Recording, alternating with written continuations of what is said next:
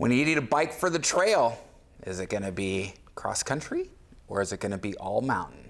Let's find out. Get on topic.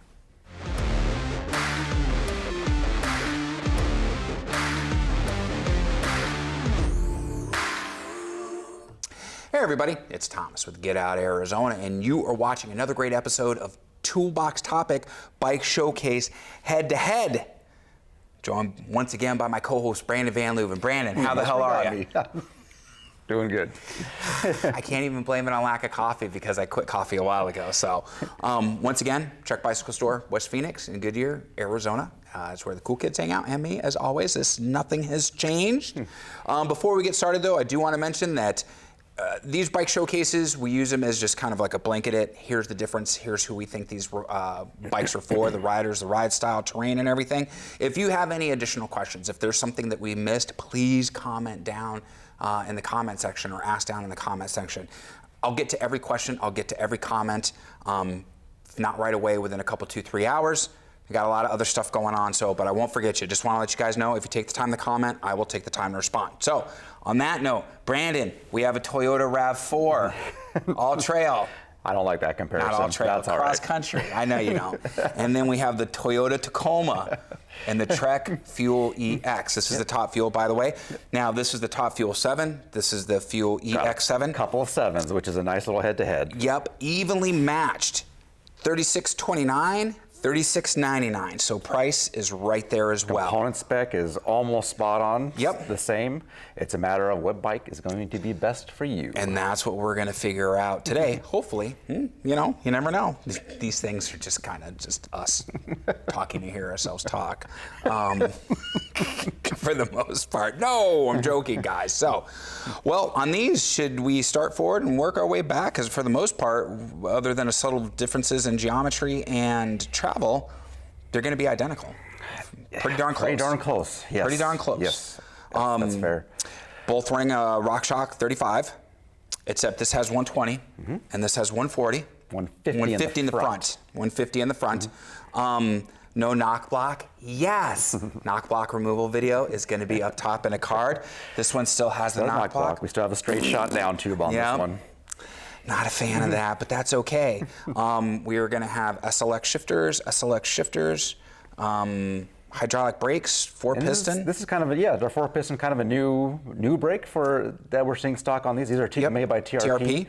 And so far, I like the feel of them. They seem to feel great. The reliability is still out for question, but so far I'm happy with them. So far, so good. They have good. a real nice feel at the lever for sure. Yeah. I like these little cutouts to just give a little bit of grip. Yep.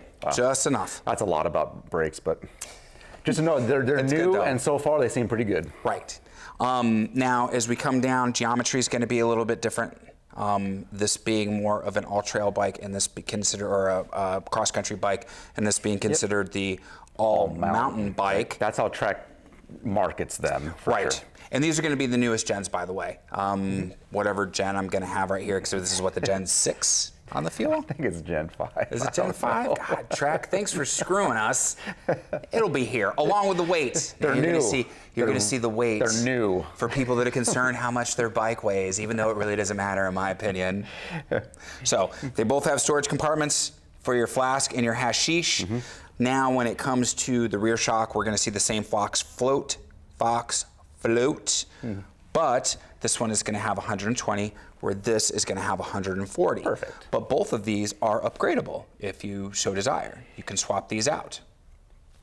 Typically, you want to keep the back one, I would say, the same travel. Same travel, but you can swap it out for a better performing one, as far as that goes. What I've noticed on Trek bikes is they recommend that you could upgrade up to 10 millimeters longer travel on the front forks, and not drastically influence how the bike rides or feels. Right, which is good they give you that. So if you did want to upgrade your shock, you can add a little bit more travel if you were so inclined. Both of these are 1-bys, which completely makes sense, and it's what? A 10 by 52, 10 by 51 in the rear? 51s on these guys. They're XTs. They're XTs, 51s. So it's going to be 51s. Both have through axles. All right, we're done, guys. Have a good day. No, joking.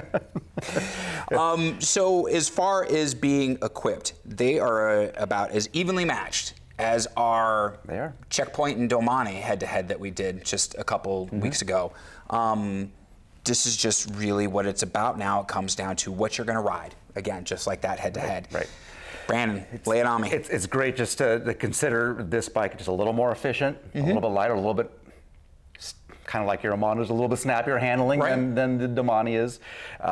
This is intended for like an endurance racer, cross-country racer.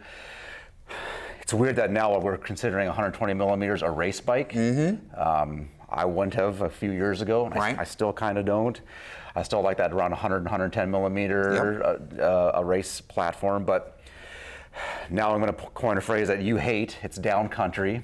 So it's a cross-country bike that has a little more capability, a little more stability going downhill. That's what kind of this bike is going to. Whereas, I despise you hipster mountain bikers. Jesus Christ, it's all mountain biking. Stop. Please stop the madness. Whereas this one gives you a little more capability downhill, but leaves a bit to be desired climbing and an efficiency for all day. Yep. But what's cool about the latest gen, I don't know if you touched on it or not, there's a lot of customization you can do. So aftermarket, I can get a different headset on there. That headset can be adjusted. Right. I believe up to 1 degree for your head tube angle. You can adjust where the shock sits on the mount. That's you right. Can reverse that. The link, yes. Right. It's a swappable link. And consider it to be aggressive, more aggressive. That's the easiest way to think about it. If I flip it, you flip it to a more aggressive day of riding, so the bike handles better. And then we still have Mino Link on that one as well. So there's a lot of customization you can do on this new Fuel EX frame. Absolutely. I have Mino Link on this guy, which is going to give me that millimeter or that degree of difference. But that's it. I just have one point, whereas this one has now 3 points. So people that like to tinker, sheesh. There it is. That's a lot of tinkering to be done. Now, you guys might be wondering which one I own. I actually own the previous gen Fuel EX 99. I love that bike. I have the previous gen Top Fuel 9.8. Which you absolutely love. Yes. And as great as the new gen is, there's no reason for me to switch for my previous Gen 99.